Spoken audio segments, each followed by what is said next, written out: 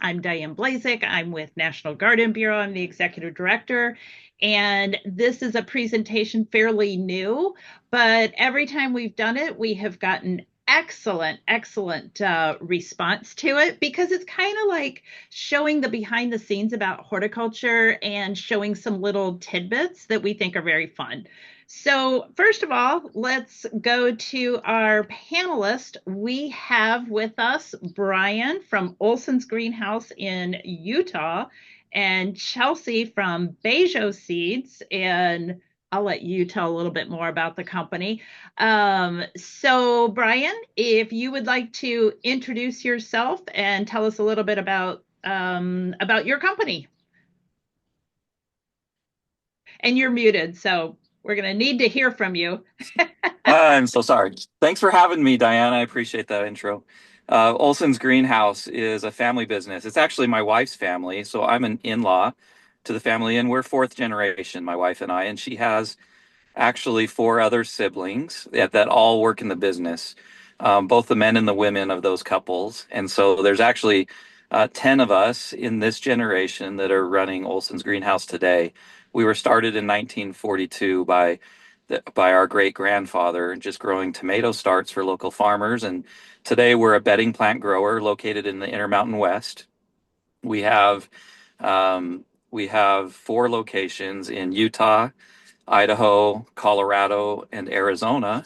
And we ship bedding plants. We grow annuals and perennials, and we ship them all over the Western United States to 14 different states and to over 400 retail locations.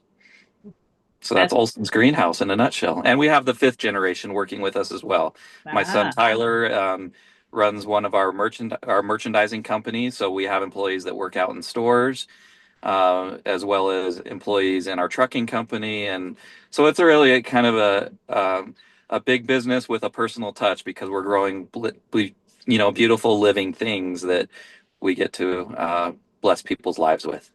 that is wonderful. I love the family business and how many generations you've been around, and it's great. You're bringing a West Coast perspective to us. Yeah. We had a webinar yesterday. It was very East Coast, so it's good that we're switching it up. Speaking of Well, East Coast, Chelsea with Bejo Seeds, tell us a little bit about you and your many locations. Yeah, thank you. So Bejo Seeds is a global producer of vegetable seeds. We breed and produce for the conventional and organic markets.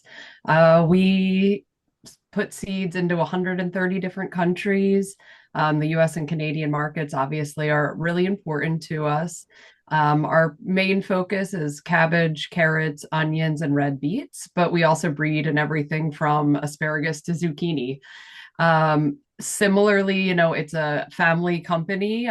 We're several generations in at this point. The company was established in the mid 1900s, and we continue to work all over the globe.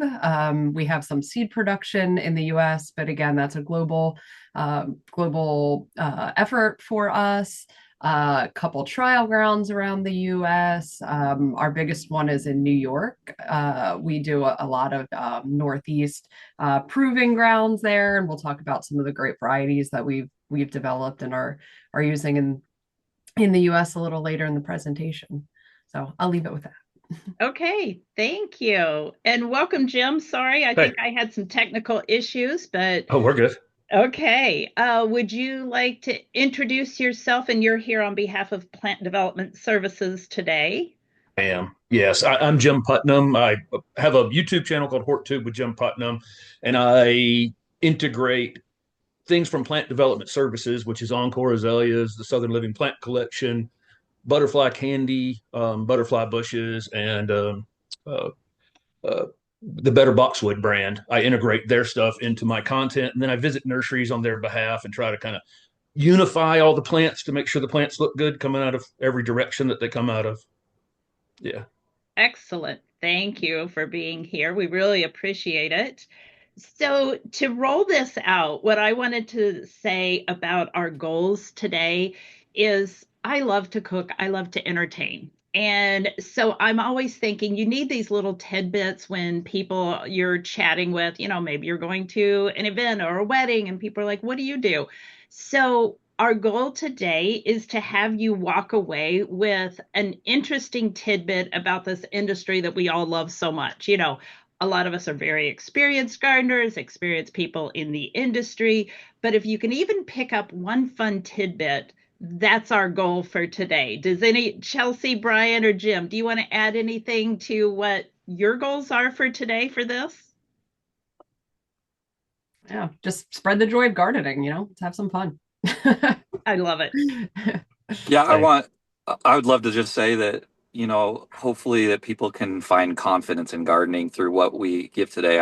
I'm hoping to give some sort of tidbit that makes you realize that we're all just kind of small players in this big thing, but it's not intimidating just because it's big. It's really intimate, and anybody can grow plants and be successful with it.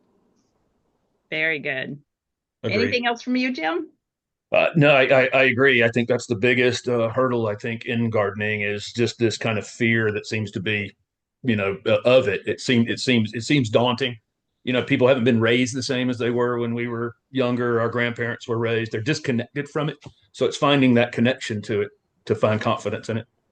Yeah. Excellent. So this is what we're going to do is we're going to create connections today. And before I go on to the next slide, I'm going to give you a little history. What I think is cool is please, if you want to put any questions in the chat or use the Q&A, we're not quite that formal. You don't have to use the Q&A. You can put them in chat.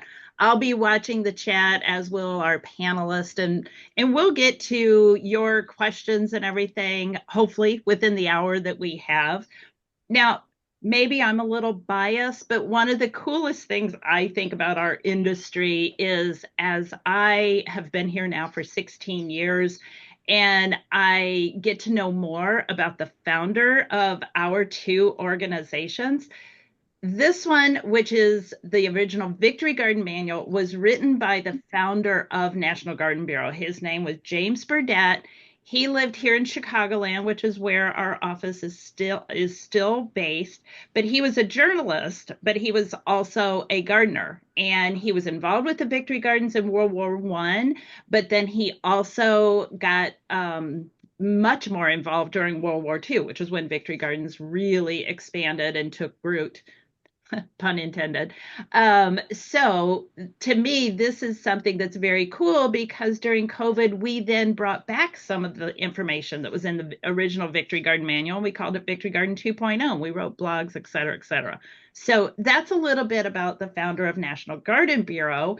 And then the gentleman that founded All America Selections, his name was Ray Hastings. And I like to call him a doubting Thomas.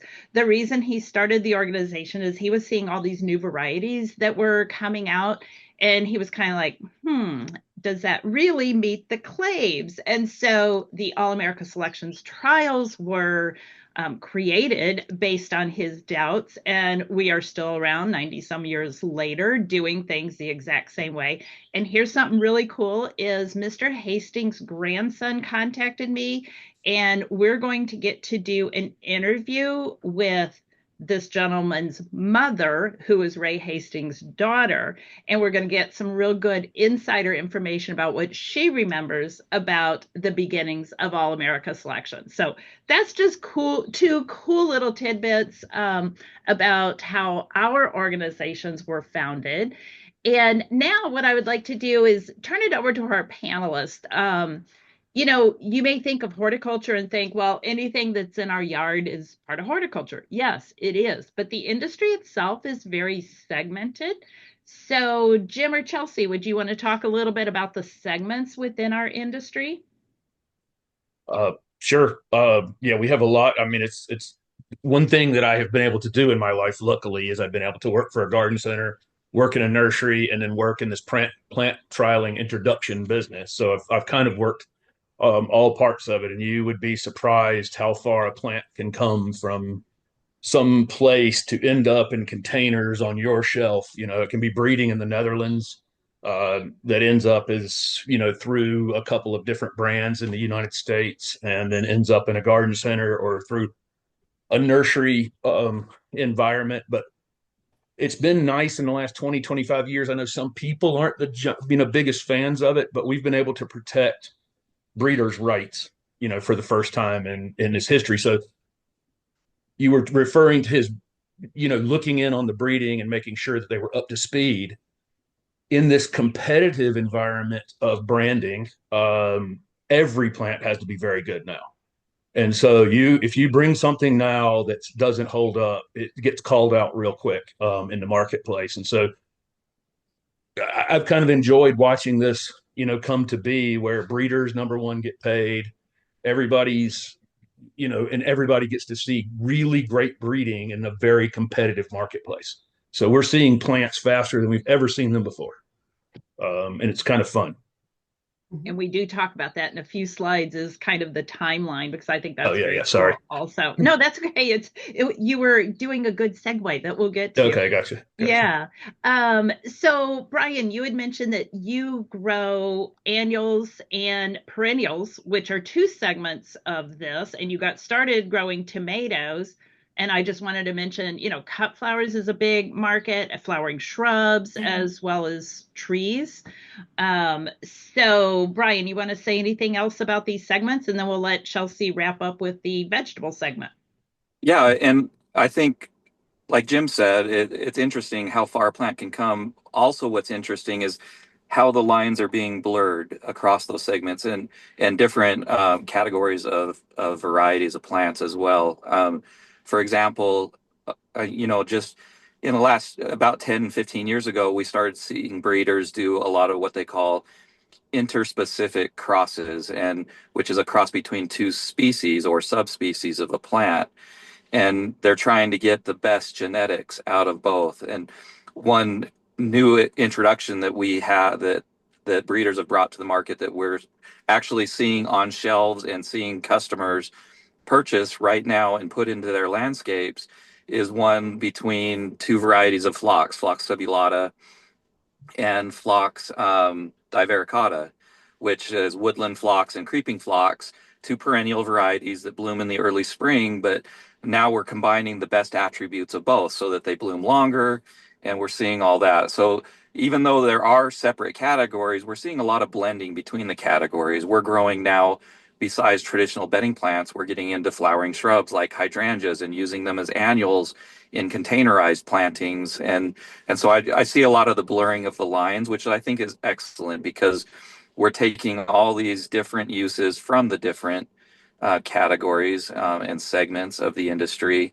and bringing them all together just to get to the end goal, which is to people to have enjoyment with their landscapes or their interior scapes. That's a good point. And I'm going to toss it to Chelsea, is the blurring of lines. And Chelsea, I think people are growing edibles now as edibles and ornamentals.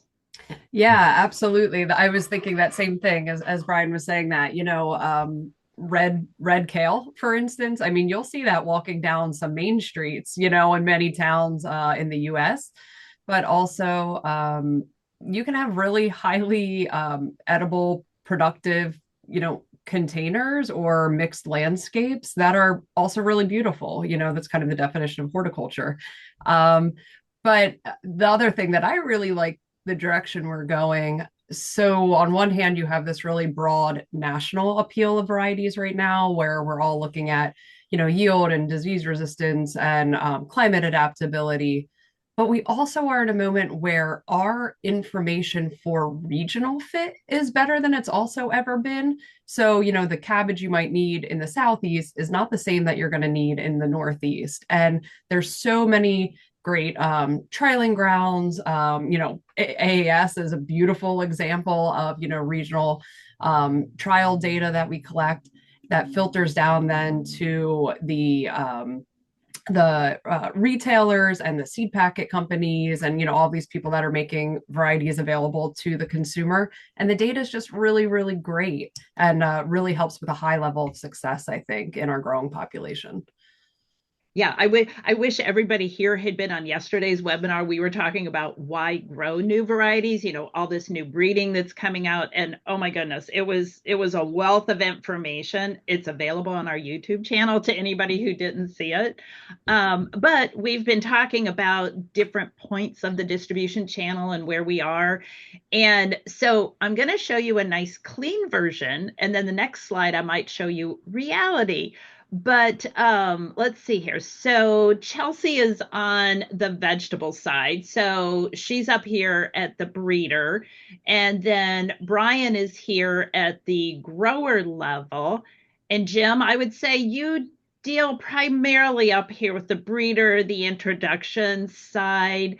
So this is it, nice and neat. And before I turn it over to you guys to make comments, this is how it is in reality.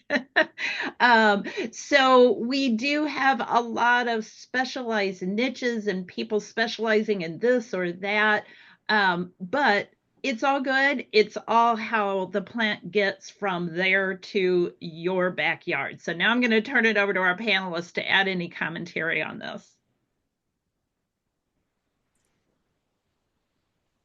Yeah, I mean, there's a lot of different users of seed and plant material in the world, and everyone needs to be served in a bit of a different way, and none of us can do all of the things. But you also at the same time have to be really nimble for new opportunities and new outlets. And so, yeah, some days you're on a farm or in a greenhouse talking directly to a grower, and sometimes you're picking up the phone and talking to an end consumer, and then sometimes you're talking to the breeder about just like a concept of a new variety. And so I think that dynamic part of the industry probably gives us all a lot of energy and life in what we do in our daily work, but it also plays out this way down the line then. I interview a lot of breeders on my YouTube channel, which is kind of fun to go and just talk to people who've been doing this for 30 or 40 years. And when the whole process of saying you have a great new plant, then it has to go through a trial in the ground for 3 years. Then it has to go in through some sort of trial, in a container nursery for a while. And then we have to figure out if how well can we root it? How well can we grow it? How well does it work for the end user? And then we may have to do it from softwood cuttings that we get from South America, or we might have to do it from seed, or we might have to do it from tissue culture, or we might have to do it. There's like so many details, if you take all the plants in the Southern Living Plant Collection, virtually all of them have some sort of specialized thing. And they all came from different places around the world. Ooh, and that's another good segue for something that I'm going to mention in a little bit. But you guys had both been talking about breeding timelines and trials. So can you talk a little bit about why it takes so long to breed a plant and what's involved? Jim, you gave a little insight there with a number of years that you have to trial something. But who wants to talk about this? And by the way, this is not months, this is years. How many years it takes to bring something to the market. And these are some generalities. Let me jump in real quick.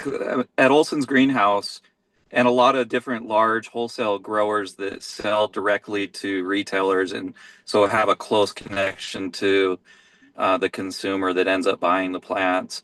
A lot of us are doing the final stages of these trial processes. And what we're all doing is trying to make sure that anything that's new is actually going to survive or thrive. Like Jim said earlier, today's genetics need to thrive in our gardens. And it takes several years to do that, especially with things like perennials. You have to make sure not only that it's got the flower power that it's supposed to have, and it's got the light intensity capability or not, and humidity levels, but you also have to make sure now that it overwinters and that it's hardy and it will come back. And so all that takes time. You can speed up a little bit of the genetic hybridization process, but you can't speed up much of it. And then the trialing process, just to make sure that what you've got actually works and is doing what you intend it to do as a breeder. can take several years, even in fast growing crops like annuals and vegetables and things like that. Now you take slower growing crops like trees and shrubs, and it's even that much longer. So in the tree and shrub world, sometimes you're looking at 10 to 15 years for new introductions to finally make it to market once they cross a breeder's mind in the early stages. Yeah, and we are in our industry, we're not dealing with a non-perishable widget. You make it, you test the new phone, does it work? If not, okay, you retest. We are subject to Mother Nature and our seasons and the different climate. So you can only test something through one summer per year. We don't have four, most locations don't have 4 summers per year. But yeah, that's exactly right. Is we're a little bit constrained by our friend Mother Nature. Mm-hmm. Yeah, just to math it out a little bit further on the vegetable side, I always like to give the example of broccoli. So you have this broccoli concept and you make this cross, and then it takes you 18 months to produce seed of that cross. And then you trial that for a whole season.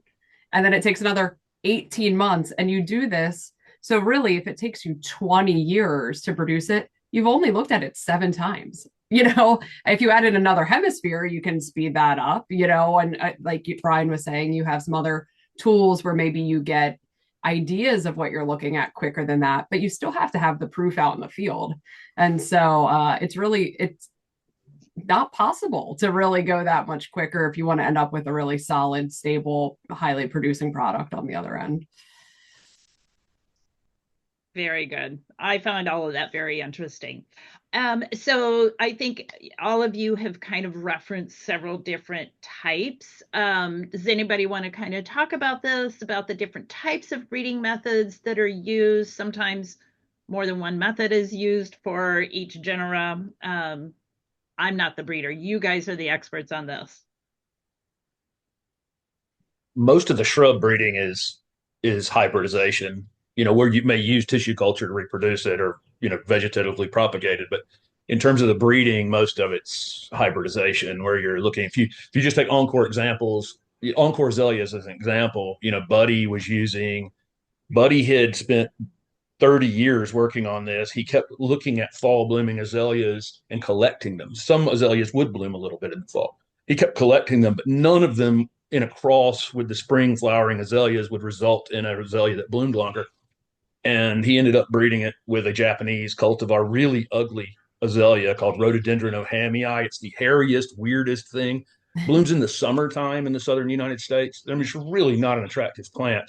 And a spring blooming azalea plus the summer blooming azalea gave him a fall blooming azalea. So it was two different species in a really weird trial and error thing that went on for 30 years to have Encore azaleas. Wow. Yeah. I wish we had more photos. Maybe this is a goal for us to do, is to take a look at some of the original plants and then what breeding has done and brought to our plates. What did the original corn look like? Your azalea Tomatoes, example. Yeah. Maybe we'll do a whole webinar on that. That would be fun. Yeah. I can tell you one cool thing about breeding, the actual seed production, is that not all insects are created equal as pollinators when you're in seed production. And so a lot of people think, there's bees and beehives, and that's what you're doing all your seed production with. And we breed bees, so don't take what I'm going to say negatively, but bees can be quite lazy during certain seasons and with certain crops. And so sometimes certain varieties of flies are better, or other, flying pollinating insects. So we're even looking at that level when we're in our seed production, that you have to pick, the best workhorse, to get the seed out. Just give your bees some caffeine. Maybe they won't. Well, I learned something cool recently, Diane. I'm not a breeder. I have a horticulture degree, and that's the extent of my formal training. But I was really curious, so I sat down with the head breeder at Pan American Seed, and these are the people that breed wave petunias and delta pansies and things like that. I sat down with him a few weeks ago and learned something really cool. When you hybridize a plant, you're not just taking two colors and crossing them. I mean, that's something that you can do, but they're breeding for a lot of other traits as well, especially in ornamental plants. They're breeding for habit and bloom count and bloom size and all those sorts of things. And sometimes you can't just take two genetics that exist and cross them and get something like Jim was talking about earlier with azaleas. You you sometimes just have to wait and see what gets handed to you, and that can happen just sporadically, and that waiting process can take a long time. And then once you see an attribute that you like, you cross it with other stuff that you want to perpetuate that attribute with, and you don't know if you're going to get it, and that all takes time. And I didn't realize that you're not just it's not as sure of a thing that I thought it was. It was really interesting to see how much luck is involved as well. Yeah. And to piggyback on that, Brian, sometimes you're knocking out, sometimes you get a trait that you like and you're still working on something else, and then you end up sacrificing another trait Yeah. in the middle of that, and you need to work backwards to regain that trait. So it's kind of always this, real fine tuning as the breeders are going through to end up with the best possible combination.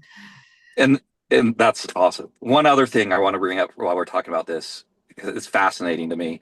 A lot of people have stances on genetically modified and GMO, and I don't want to get into the politics behind that, but we are seeing new cool things with uh, breeding. There's a breakthrough that just happened last year. It's been being worked on with glow in the dark petunias. I don't know if everybody's heard about this, but we're growing them. To me, they're awesome. Are you going to show that? Yeah, what happened to it? I had it in a slide here. You keep talking and I'll find it, okay?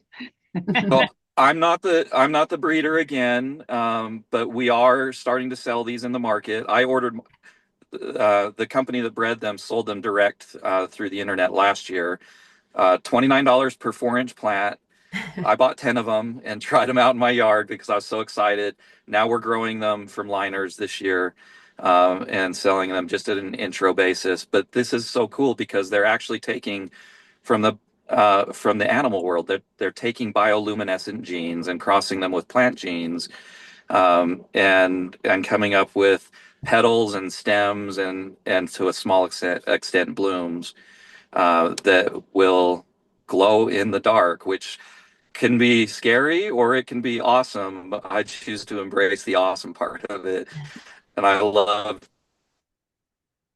talking about these as they're on the side of the patio with my neighbors. Yeah, those guys have been getting a lot of great attention. They were the cover story. Was it on Time magazine that I believe it was the cover Yep. story?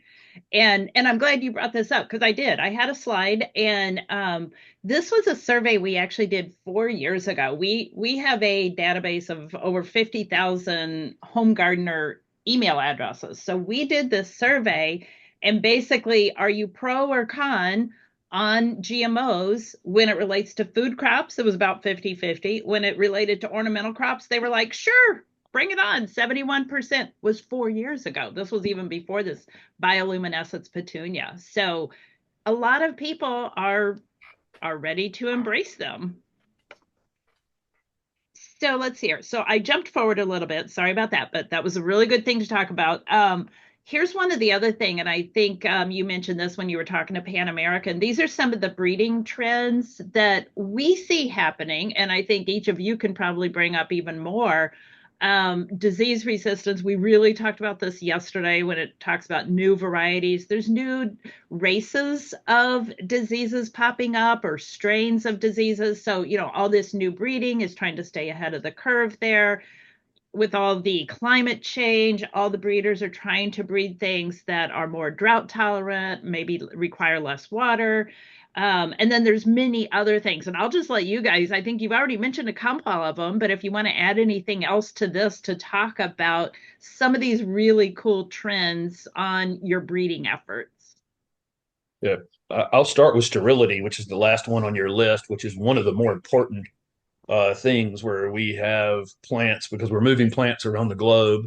We have problems with invasive plants here and there. So we've seen a lot of work recently in the shrub world with in the perennial world with creating sterile cultivars of things just to make sure that they're not getting out into the world. Unfortunately, most of these new sterile varieties are things like barberries where they're already out in the world, and it's probably but too little, too late. But at least we know now.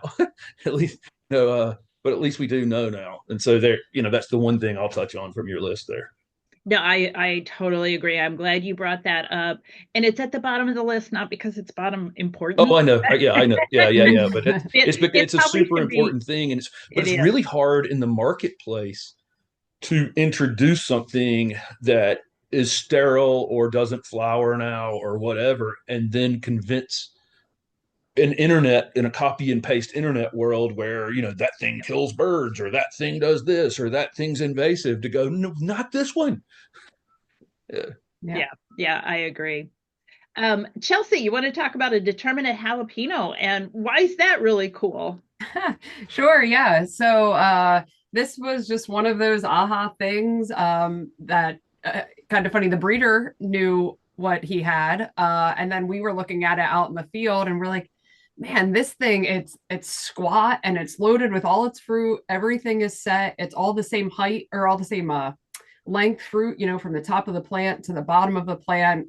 Like it's just awesome. And so when we went back to the breeder and we're discussing it, he's like, oh yeah, I'm calling it a determinate jalapeno. It sets all of its fruit at once. You can just strip it out.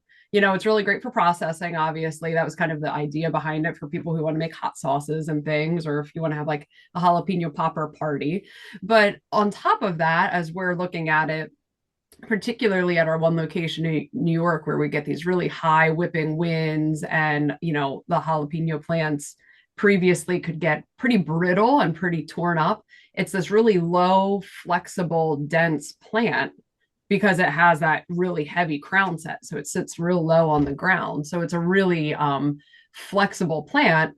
But then on top of that, when we start picking it out, we're like, this thing holds its fruit. So even if you don't want to harvest it all at once, it has this really great field holding. And so you have a multi-week harvest window, regardless of that initial fruit set. So it's just funny. Like that's how things happen sometimes, where people each have a bit of the story. And then as you start comparing notes and really, doing these field trials and proving things out, it turns into this really big aha moment that is hopefully, translates down to the gardener and the grower.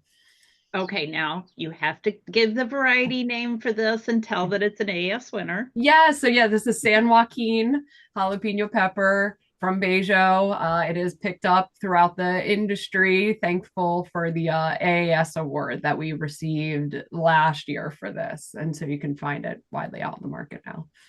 Great. Brian, any other comments from you? You're not a breeder, but you're the one bringing all these really cool breeding trends to the home gardener. Anything else you want to add this before we move on?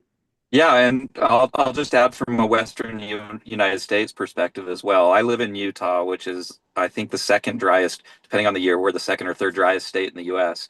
And in the Western United States, we often cycle into drought situations. And the worst thing is that, people think that they can't garden when they're in a drought situation, and that couldn't be further from the truth. And what I love about new breeding efforts to introduce more drought tolerance into plants is we're just widening the palette.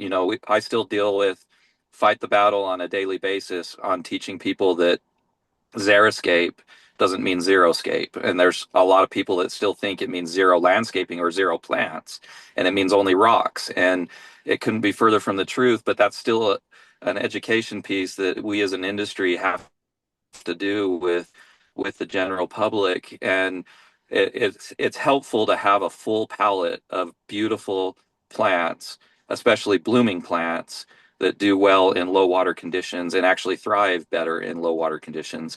And so we love to see those efforts, and I think consumers are receiving it very well. Great, thank you. Okay, so we had talked about this one and the petunias and GMOs. Go ahead. Can I jump in? There is a Q&A question about the petunia, actually. It said, we had a question at our extension office about the glow-in-the-dark plants. Do they have any effect on nighttime pollinators? That's a concern that I brought this question up when I was talking to breeders. We don't know. I mean, no, I can tell you, but they probably don't. They're not Here, bright at all. In fact, you can't even see it if there's any light pollution at all. When I had mine on my front porch, I couldn't even see it with the naked eye because my neighbor's porch light was on. I was going to say the same And thing. so I Yeah. had to move them into the back into a really dark area. So yeah, it's So no, we at don't. least to the human eye, apparently. That's I was agreeing is they're really cool, but it's not like they're going to light up your whole patio. It's very, very, very subtle. Okay, thank you for pointing that out, Chelsea. I missed that one. So this one, we've kind of talked about that, and I gave it to you in the chain of distribution. But my point here is there are a lot of varieties introduced every year. These numbers are an exaggeration, but yet it shows you kind of the funnel because each step in the chain of distribution is selecting what's right for their region, for their customer, for their market. So there are a lot of introductions, but not all of them will make it to your backyard. But it would be really nice, but it just, from a practical standpoint. And anybody else have anything to talk about with the variety introductions? I don't even think the best varieties necessarily make it all the time. It's really kind of sometimes it's first to market. Sometimes it's marketed better. And we've seen because roses and hydrangeas dominate the shrub market. They're probably half the. I don't know what percentage of sales they are, but if you added up all hydrangeas and roses as a percentage of woody plants, it's who knows, 50% maybe. I have no idea.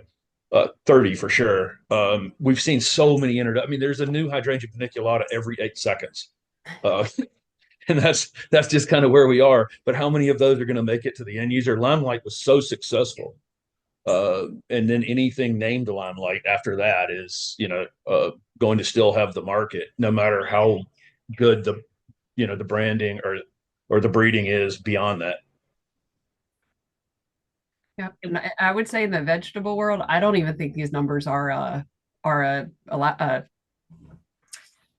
too big. 1,000 breeder lines of a carrot in a couple years is not unheard of. So, So yeah, there are a lot of varieties out there. Yeah, no doubt. Okay, so we have been talking about trials, and I thought maybe we could just talk about a lot of the different types of trials. We've got the breeders doing their trials, universities do their trials, grower, Brian, you do trials, which we'll have your picture up in just a minute. Public gardens do them. All America Selections works with all of those. And then there's like a separate stage where we can call them introduction gardens. All America Selections calls them display gardens, but that's more, it is now on the market, but we're putting them out there so that everybody can go to these public gardens or wherever they are to see them. So, Brian, why don't you talk about that a little bit? In fact, I'm going to go right to your picture while you're Yeah. talking about trials. So we actually, at Olson's Greenhouse, we had one of our customers come to us. The Home Depot came to us a few years ago, well, over 10 years ago, and asked us to get involved with them in the trialing process, which was a formal thing that they were doing. They were helping other growers do, where we would work with breeders to bring things in before they were out to market, just to make sure they performed in the climates to where we were selling and growing them. And some things get trialed we want to try them in two situations. We want to try them in the greenhouses to make sure that we can actually produce the numbers that are going to be demanded. And then we want to move them outside and trial them in a real landscape environment to make sure that they're going to survive for gardeners as they put them in their landscapes as well. And so we instituted a 1 acre trial area. And we do two things. We have raised beds, but we in part of it where we mainly trial annuals, but we don't amend the soil. We're trying to give it native soil conditions, which are not great in the high desert area where our trial garden is located. We just want to, put every plant through its paces and treat it like the general consuming gardening public is going to treat it and see how it does. And some things, a lot of things, never make it out of that trial garden and never make it to market. They can be wonderful in a greenhouse setting where you're babying them, in a nursery setting. And then if they're not going to survive, there's no point in it. No point in investing in it. So we're seeing all that. But then we found a new use for the trial garden just in the last couple of years. And that is, during the pandemic, we picked up 18 million new gardeners in the United States. And these are people that don't necessarily care about the newest, coolest petal color or tricolor begonia or whatever. They just want something that's going to look good and look good when they come home each night, and they don't even know what colors that they want to put together. And so we've actually started growing over 300 different combination containers in our garden. And we're bringing the public in to just see what they like. What are the design trends? This is less about horticulture and more about design, and so we're trialing that as well. And we're kind of integrating the two. We're seeing what plants and what species play well together and have good habits to grow well together. And then we're seeing what textures work well together, and we're seeing what color combinations work together as well. And it's been really interesting to see what the design trends are changing as well as the horticultural trends over time. And we're going to talk a little bit about trends here. Chelsea, I want you to talk a little bit about your trial garden here. Yeah, so this is a picture from our Geneva, New York trial grounds. We have a couple hundred acres of trial grounds there. This is a snapshot from our small plot area, which is where we do more in the home garden style. So it might be like 40 by 40 beds or, 100 by 40 beds. And then we also have larger plot trials, which are more commercial based.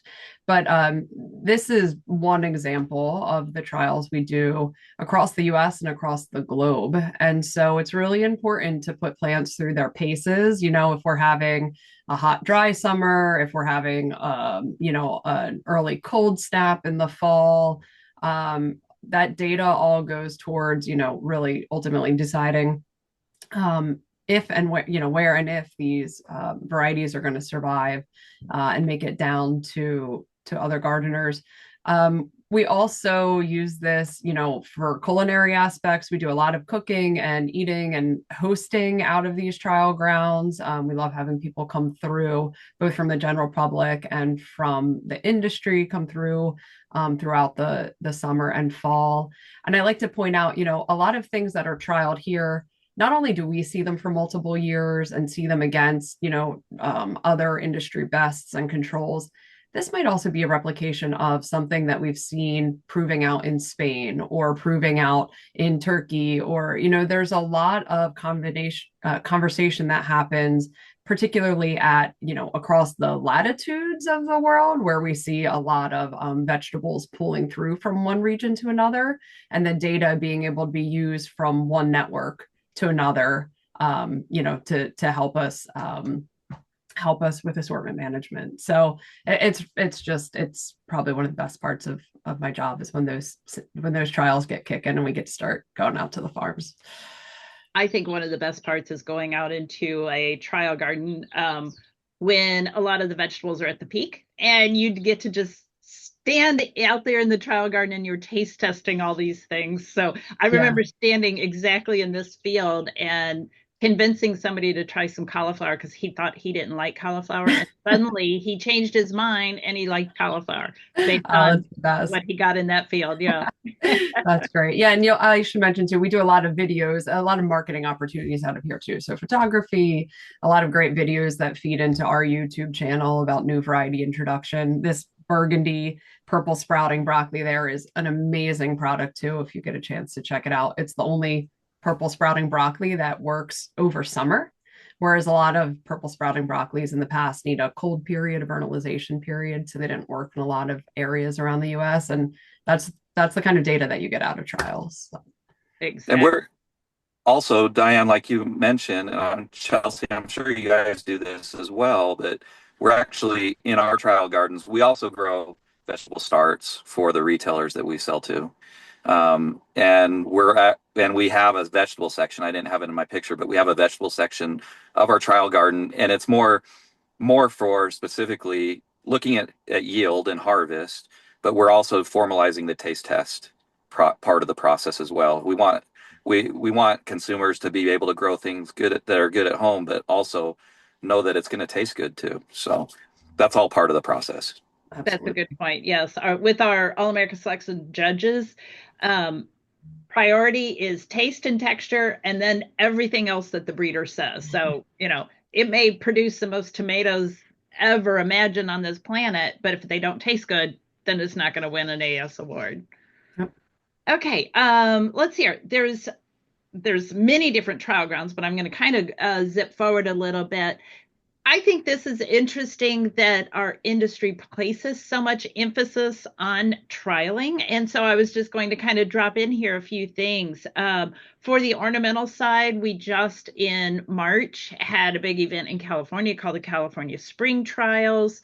Throughout the summer, the vegetable trial breeders get together, and there's multiple ones. There's California, there's New York, there's Wisconsin, there's Florida. Because they're trialing all over. And then we here at All America Selections, we're having a conference. This is a 2-day educational event. People on our panel are serving as the presenters there. And so this is all about elevating the plant trialing process. There's always more to learn and network with each other. So these are some of our industry events. But an important part about trialing that I'll let you guys talk about is comparisons. I think one of you called them controls, but tell us about when you're trialing, what the purpose of a control or a comparison is. Yeah, I think one of the greatest examples of that's right up in Chicago at Ball. Darwin Perennials puts all of the proven winner stuff next to the Ball stuff. They put everybody's stuff right next to their stuff. They're they if it doesn't hold up, then it's everybody gets to see it. But it's there it is. It's kind of interesting, and they put it on display for everyone. There are a couple areas where you can tell their stuff isn't quite there, but 80% of it is, and so they're willing to.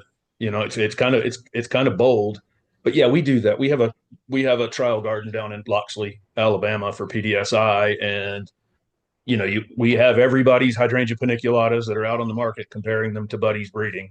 That's what you have to do, because again, it's such a competitive market, and you can't swing and miss right now. Yeah. Yeah. And I would say, to bring my own experience into it too, like as a home gardener, like we're all doing this all the time too. If you have your own gardens, you have your favorites, you see something new that's come out, or you read an article about something, and you don't really know if you want to give it the space in your garden. What if it doesn't do well? And then sometimes sometimes that becomes your new favorite. It displaces the old thing. Or sometimes you think, no, I'm going to stick with that, heirloom slicer tomato. I know I only got 5, but it tasted a lot better than the 20, hybrids that I got, or however it is. Trialing happens every single day, in any scale of garden. And it's just that, what's it going to take to make it worth the time to grow this variety, and that's been put in front of you. And the picture of the calendula here is one I used as an example, because the traits, when I was talking about Mr. Hastings and the Doubting Thomas, one of the traits that this breeder said is it's a larger flower. Well, it certainly is when you compare them to C1 and C2 in the trial. So this is what our judges are looking for to make sure things live up to their claims. Okay, here's something that several of you have already kind of mentioned. We have a very international industry. And I think sometimes it's a surprise that maybe your vegetative geranium came from overseas. Maybe it was produced in Africa, or maybe your seed was produced in South America. Do you guys want to cite a few examples of the internationality of our industry? Let me say one thing that I thought was super cool. I get to travel all over the world and meet with both the breeders and the production companies that produce the younger stuff, produce seed and produce vegetative cuttings for us to take and grow into full grown plants. And it's one of the favorite things I have I get to do in my job.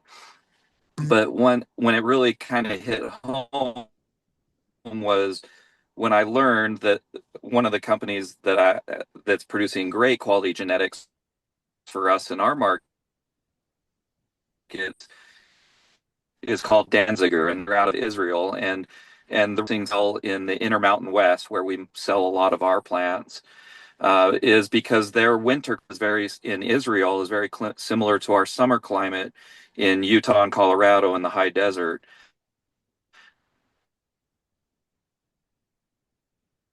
Yeah, I would. I'm going to the Netherlands in the next few weeks, and I would recommend to everybody to search Boskop, Netherlands, and then turn on the map, and then turn on the satellite, and see a town made of 500 nurseries. And if you want to see a competitive breeding place, that's the truly competitive breeding place for all parts of horticulture. There are, it's an absolutely amazing place, and a lot of the plants are grown in Europe are produced there, and then of course a lot of the breeding ends up here in the States. Yeah, and I would just add, to get seed specifically, I'll speak on because that's my area, but to get seed, available for packets, and out to the trade, they have to be produced all over the world. There are better climates and growing seasons and facilities and a whole number of factors that make it better to grow certain crops in certain areas. Whether that's, low disease pressure in an area or a long enough season or the right amount of annual rainfall. Just when you see how specialized those decisions are, that this crop is only grown in these 3 countries at these times of year. It's just the amount of thought and planning that it takes to make all of that happen and keep seed continuously available is just really awe-inspiring to me. And then all the times when it's not available because there's like a hailstorm in August or something, it makes it a little bit easier to take because how much thought has gone into that planning, and probably no one's sadder about that than the people who are out there trying to produce that seed. So I love that part of the market. Yeah, I totally agree. Okay, I'm going to kind of hit on a couple highlights here. Chelsea, I'm going to let you talk about this one. As soon as we get Brian back, I'm going to go back to the prior slide, but this is fun. Yeah. Yeah. So we're horticultural dorks. Like, we love going super deep and wonky into crops, and sometimes you need a whole entire seminar on a specific crop to be able to get to the level that you need to be able to discuss these things. And so these are 2 examples.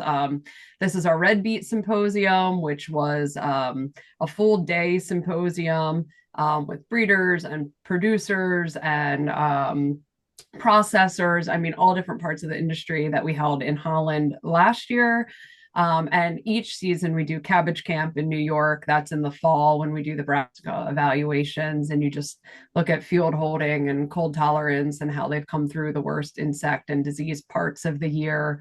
We also do a storage trial where you pull all of the onions and carrots out of storage after a few months and see, how firm they are and what the texture is and how they've held up throughout the year. This year our symposium is on leafy crops, so all things salad. We have it, and I'm super looking forward to it. That'll be in September, and I can't wait to see where they take us. Sounds fun. Sounds like a lot of plant geeks together. Okay, Brian, I would love to hear more about this Wall Street Journal article that you sent me. So sorry about earlier. My phone was sitting in the sun and it turned off for high temperature. So warm. I cooled it down. But yeah, so like I said earlier, one of our main customers is the Home Depot.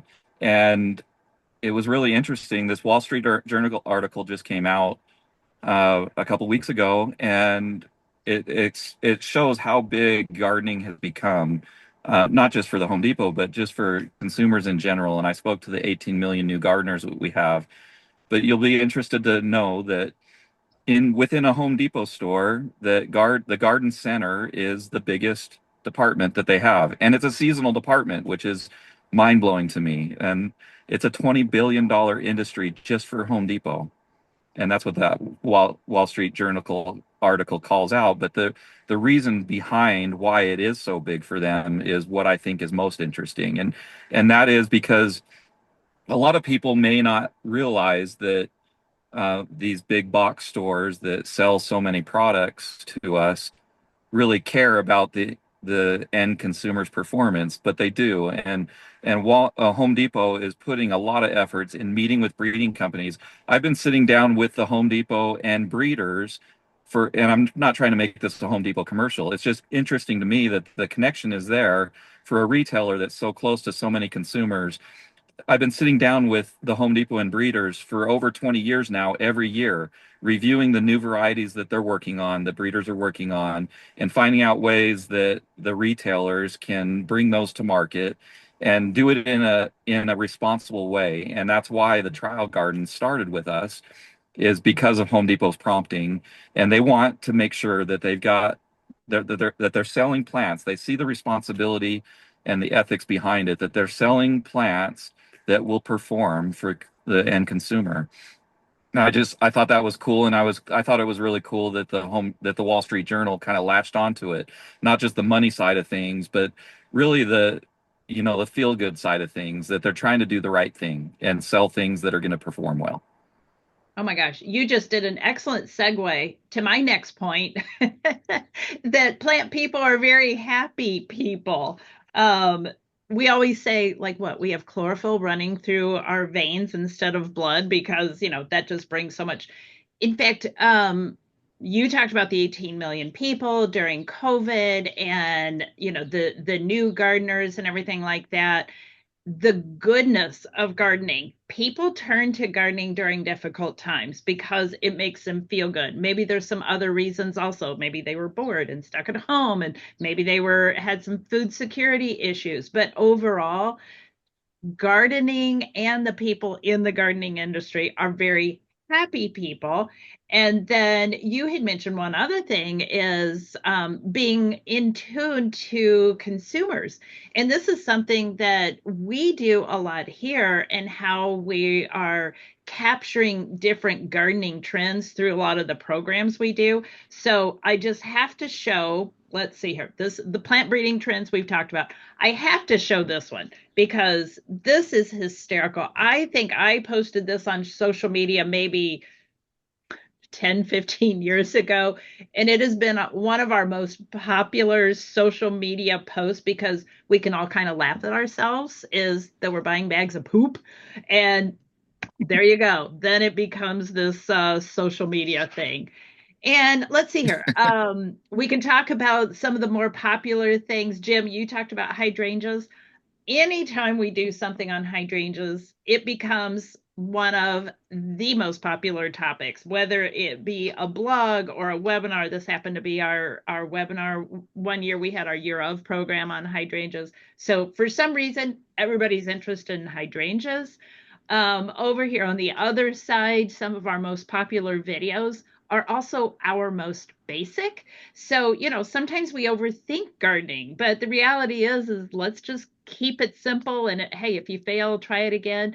I was just giving this presentation about a week or two ago, and they said, well, what are these 2 gardening tips?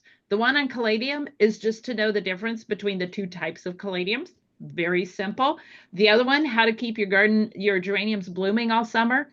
Deadhead. That's the answer. So it is really simple. Don't overthink it too much. Yeah, real quick. I can put up a video on how to divide perennials, and it'll get 10,000 views. But if I put a video up on how to divide hosta, hosta was in the other video, but the hosta video has 200,000 views. Like, why? Why? Like you said, when you get more specific, I guess it shows up in search terms, easy, whatever. I think so. Yeah, we agree with you on that. Here's something else that kind of blew us away of popularity was Goth Gardens. So a couple years ago, we wrote an article, a blog about Goth Gardens, and then we had a webinar, and all of a sudden we're seeing Goth Gardens as being the trend on Pinterest. So that was pretty cool. And let's see here. I'm trying to think. I don't know that we have a lot of time left. So I think we should just kind of summarize. I'm going to give each one of my panelists a chance to just give us your closing thoughts on what you think is maybe the coolest fun fact about horticulture. And that's what we'll end with.